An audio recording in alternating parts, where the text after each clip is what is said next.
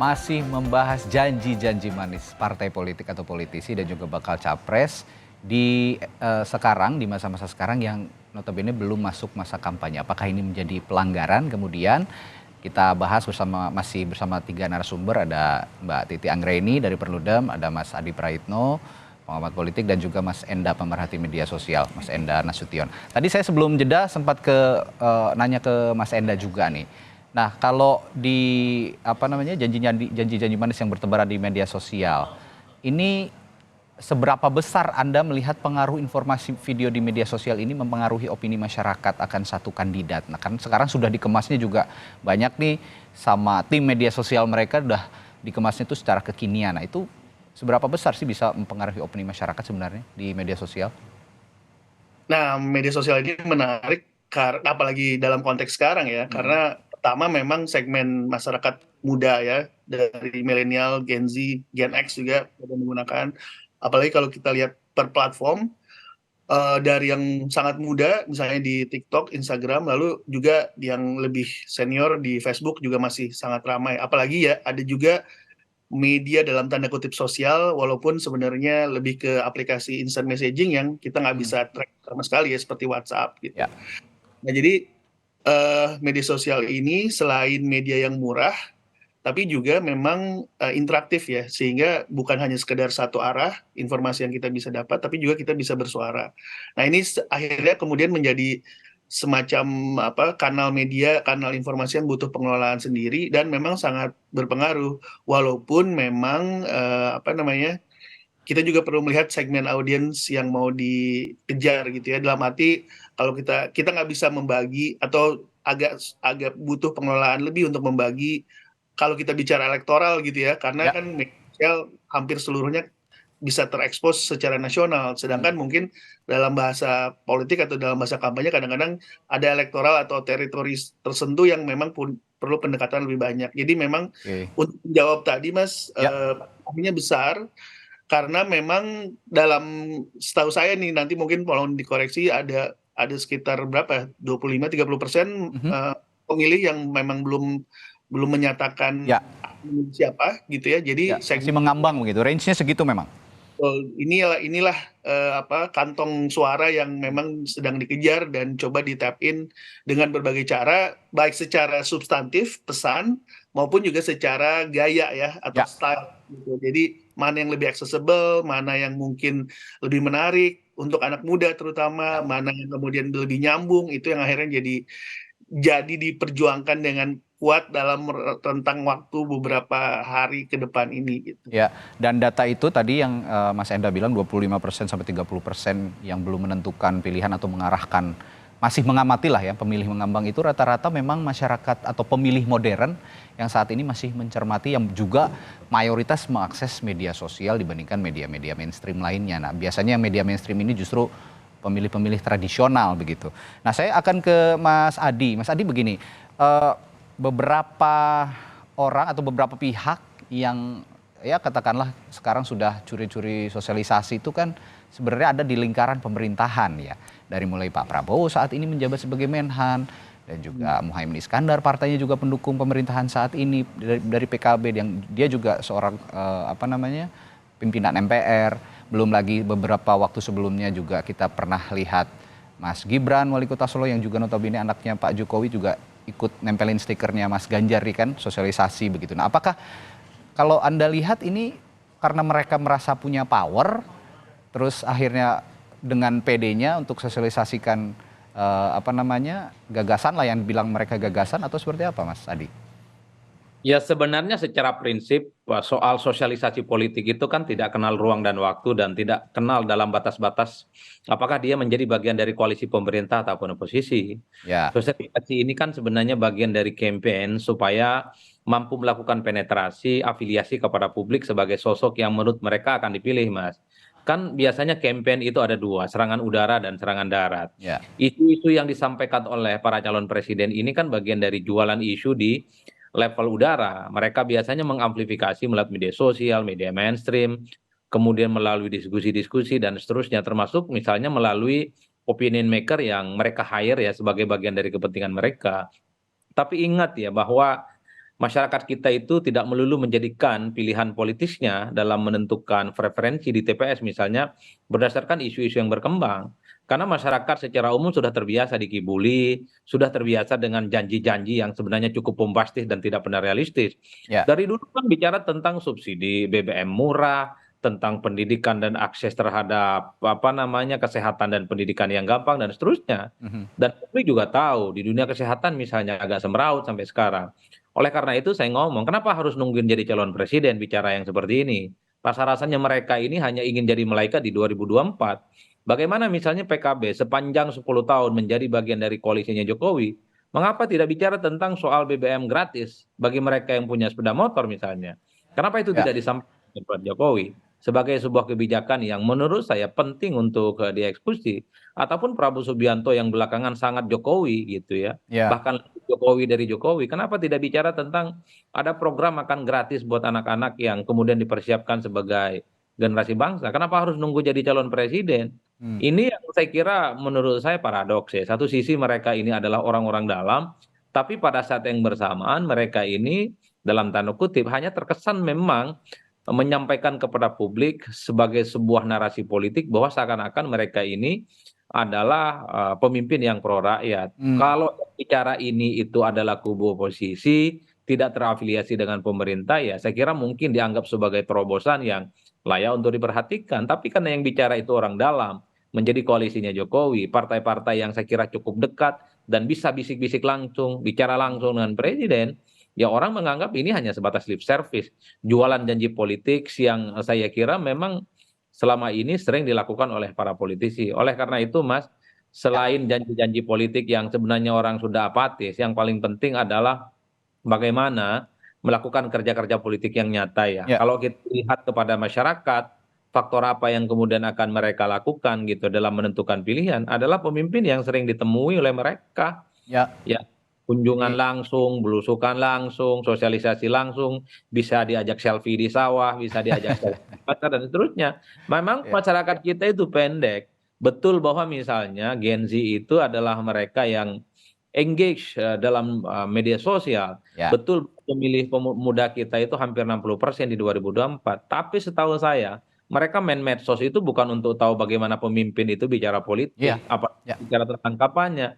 Mereka ini adalah main media sosial, cari teman gitu ya, huru-hara. Dan yang paling penting adalah cari pekerjaan, bukan yang lainnya. Oleh karena itu, kalau memang ini penetrasinya untuk pemilih muda, saya kira isunya bukan isu yang sebenarnya isu langitan dan sebenarnya sudah usang. Kalau mau ya apa yang kemudian dekat dengan keseharian anak-anak muda itulah yang dibicarakan. Ya. Misalnya bisa kuliah dengan gampang, akses terhadap dunia pekerjaan juga relatif mudah dan seterusnya dan seterusnya. Dan saya lihat juga lebih ke diskusi tatap muka, mereka lebih mengenal gitu ya Mas Adi ya. Kalau Betul, dibandingkan karena ada kampanye di ini. media sosial. Betul, ada interaksi langsung sebenarnya yang dibutuhkan oleh para pemilih. Untuk apa misalnya memilih pemimpin tapi kakinya tidak nyentuh tanah? Ya, Mereka itu tidak dia. di menara gading tapi tidak bisa dialog secara langsung. Kenapa anak muda ini disasar? Karena anak muda ini treatmentnya harus equal. Jadi calon pemimpin yang akan mereka pilih itu harus bisa diajak langsung. Kalau di medsosnya di-mention, diajak dialog, harus direspon satu persatu, Mas. Itulah yang disebut dengan demokrasi langsung. Ya. Makanya anak muda ini agak apatis karena ketika mereka komplain, ketika mereka bicara tentang kesulitan hidup mereka, baik melalui medsos atau apapun tidak ada respon. Oleh karena itu, para politisi ini ya hanya sebatas Ya. jualan politik ya. Sebenarnya Mas Adi, kalau kita lihat kriteria yang tadi Mas Adi jelaskan, sejauh ini Wali Kota Solo Gibran Rakabuming Raka melakukan hal itu ya. Jadi mereka merespons langsung begitu dari media sosial, langsung turun ke lapangan kalau memang ada keluhan dan itu diutarakan di media sosial. Nah ini sebenarnya bisa jadi contoh kan untuk para politisi mengampanyekan atau misalnya berinteraksi dengan para konstituennya begitu ya Mas Adi. Betul, pemilih kita ini kan ingin bagaimana bicara langsung dengan calon yang akan mereka pilih, Mas. Ya. Medsos itu salah satu cara mungkin, karena kalau mau menghadap mereka susah, protokoler, ada janji-janji, macam-macam lah ceritanya. Ya. Nah, medsos itu paling mungkin bagaimana ada interaksi dua arah antara leader, calon pemimpin dengan pemilih. Oleh karena itu, kita bisa cek itu setiap medsos yang bikin janji-janji politik, apakah ada responnya? Rata-rata nggak ada respon, Oke. Pak. Ditanya, bagaimana pekerjaan kita ini? Kita lulus nih SMA, sulit cari pekerjaan, mau kuliah ribet dan seterusnya. Nggak ada jawaban, Mbak. Jadi dalam banyak hal sebenarnya janji-janji politisi ini ada di langit gitu ya. Kenapa tidak bicara tentang jangka panjang gitu ya, Ya, soal ya. BBM, soal bagaimana ketahanan pangan, soal gaji guru, gaji PNS dan seterusnya dan Oke, seterusnya. baik. Jangan pernah berpikir seakan-akan hidup ini selesai di 2024 lah, kira-kira begitu. Janjinya masih di langit begitu. Nah, ini tadi soal konten janji-janji manis dari para politisi. Tapi sekarang saya akan ke Mbak Titi karena sudah kecebur lah istilahnya gitu. Sekarang masa kampanye pendek tapi sudah banyak juga yang mulai nyolong-nyolong lah ya, curi-curi untuk sosialisasi. Tapi jika kandidat ingin memperkenalkan lebih awal, katanya kan biar nggak beli kuci dalam karung begitu, Mbak Titi. Mereka ingin mengenalkan lebih awal kepada masyarakat gagasan-gagasan mereka, meskipun ya yang saya katakan tadi belum nggak juga terlalu baru karena gagasan-gagasan ini masih ada, sudah pernah ada pada pemilu-pemilu sebelumnya. Tapi kalau mereka pengen dikenal lebih awal oleh masyarakat, sebenarnya apa yang harus dilakukan agar tidak menyalahi aturan sejauh ini? Ya, tadi sudah disampaikan ya bahwa media sosial itu memang menjadi peluang yang bisa dimanfaatkan di tengah sempitnya durasi kampanye. Oke, Tapi juga publik perlu ingat, citra diri itu bisa dikreasikan sedemikian rupa, tetapi rekam jejak tidak pernah bisa dibeli. Nah, presiden dan wakil presiden di Indonesia itu dinominasikan oleh partai politik atau koalisi partai politik. ya. Jadi korelasi antara partai politik dan bakal calon presiden itu sangat dekat. Tidak mungkin kita punya presiden yang bisa bekerja baik kalau tidak ditopang oleh partai politik yang juga baik yang ada di parlemen. Nah, oleh karena itu pertama menurut saya publik tetap harus tidak boleh melupakan partai politik dalam hal ini pemilu DPR, DPRD dan juga tentu DPD. Karena hiruk pikuk gempita Pilpres itu realitasnya membuat publik kita tidak terlalu peduli dengan pemilu legislatif. Jadi atensi intensinya itu mayoritas untuk Pilpres. Makanya kalau kita lihat 2019 tingkat partisipasi kita memang tinggi. Saya tidak terlalu khawatir ya soal angka pengguna hak pilih 81%. Padahal kita voluntary vote gitu ya, sukarela. Tetapi kepedulian terhadap pemilu legislatif itu rendah. 11,12% suara yang diberikan di TPS itu tidak sah. Dan mayoritas dibiarkan surat suara legislatif itu kosong. Oh. Karena mereka tadi prioritasnya adalah di Pilpres dan yang kedua pemilu legislatif itu dianggap rumit sehingga tidak mau terbebani, ya sudah surat suara diterima tapi tidak dicoblos, dibiarkan kosong masuk ke dalam kotak kembali. Itu pertama. Yang kedua, pada dasarnya sosialisasi politik, apa yang dilarang di kampanye itu juga mestinya tidak dilakukan di sosialisasi politik. Jangan sampai karena ini belum masa kampanye, belum ada calon, lalu terjadi bagi-bagi uang. Oke. Lalu kemudian terjadi hal-hal yang sifatnya transaksional karena memanfaatkan ruang kosong tadi dan penegakan hukum lebih abu-abu untuk ditegakkan. Dan juga yang menjadi penting adalah di media sosial itu tadi ya 1.000 janji, 1.000.000 janji bisa disampaikan. Tapi rekam jejak itu tidak pernah bisa terbeli. Nah, bagaimana sejak awal kita juga media, masyarakat sipil, dan juga kontestan mengarahkan hal-hal yang pendekatannya itu substantif selain tadi dialog ruang yang sifatnya diskusi, diskursus, tanya jawab, tatap muka, tetapi juga mengajarkan hal-hal bagaimana mengajak pemilih kita untuk cermat meneliti rekam jejak. Jadi ini juga membentengi klaster pemilihnya dia supaya tidak bisa mudah ditipu oleh narasi-narasi yang karena kebutuhan itu kan realistisnya di depan mata tuh hari ini. Orang butuh BBM gratis, yaitu dibutuhkan saat ini juga, makan gratis juga dibutuhkan saat ini juga. Tetapi kan bagaimana membuat konstituen dia supaya tetap loyal, tetap logis, itu kan perlu dibantu oleh peserta pemilu. Kalau Mas Adi itu selalu ngomong, perhatikan rekam jejak, kapasitas calon, kemampuan partai untuk merealisasikan. Tetapi kan hal yang sama harusnya itu keluar dari partai politik, keluar dari pasangan calon yang harus juga memelihara loyalitas logis dari konstituennya gitu. Baik, baik Mbak Titi. Nah ini untuk penutup juga saya akan ke Mas Enda. Tadi Mbak Titi juga sempat menyinggung soal pileg yang sebenarnya rumit dan akhirnya masyarakat banyak yang akhirnya abai terhadap surat suara di pemilihan legislatif begitu. Nah, kalau demikian Mas Enda, saya ingin menanyakan juga kalau di media sosial, jadi sekarang itu yang banyak promo, yang banyak sosialisasi, lebih banyak caleg-caleg atau bakal capres atau cawapres, Mas Enda? Nah, ini juga apa namanya memang agak disayangkan ya karena memang yang paling kedengaran justru pertarungan capres memang yang paling menarik perhatian gitu. Tapi dari sisi apa namanya calonnya sendiri harusnya memang lebih ditingkatkan ya calon karena gini ini mungkin bukan fenomena di media sosial aja, tapi secara menyeluruh. Kita juga Oke. sama-sama tahu caleg juga punya kelas gitu ya. Ada kelas yang DPR RI biasanya punya modal dan punya kemampuan lebih tinggi misalnya dibandingkan dengan yang di DPRD tingkat 2, apalagi di tingkat 1 maupun di tingkat 2 gitu. Mm-mm. Jadi kalau kampanye secara tradisional atau secara biasa saja, walaupun sebenarnya areanya lebih kecil ya, sehingga mungkin logikanya biayanya harusnya lebih sedikit gitu. Tapi itu pun karena masih calon dan mungkin bukan nomor pasti, itu Ya. pun agak dalam tanda kutip malas dilakukan gitu ya. Apalagi ketika kemudian mencoba berdiskusi lewat media sosial, pasti Ya. sudah tertutup dengan kampanye capres lebih dahulu. Nah, cuma saya melihat ada opportunity juga bahwa memang di satu sisi ya kampanye itu kan begitu-begitu aja gitu, desain tuh begitu-begitu aja, semua Oke. baligo, semua spanduk itu ditampilkan sama. Kalau dalam teori komunikasi kita ada bilang bahwa kalau kita sudah sering lihat iklan yang sama, itu Aha. tuh dengan otomatis kita akan mengignore pesan itu gitu. Oke. Nah, itu yang mungkin perlu dihindari dan perlu ada breakthrough keluar ya, punya unique position untuk masing-masing caleg, terutama mungkin kalau capres atensinya sudah banyak gitu, Mhm. tapi kalau caleg, kalau kita cuma satu di antara 1.000 orang yang menampilkan wajah dan dengan partainya, gimana audiens apalagi Ya. anak muda sekarang mau melihat kita gitu. Jadi ini mungkin pesan untuk para caleg, saya rasa Ya. ada kesempatan, ada opportunity untuk Ya. breakthrough di media sosial ataupun di ruang nyata gitu ya. Ya. Ya. Tapi Ya. banyaklah ini apa namanya opportunity yang bisa diolah di situ sebenarnya Ya, gitu.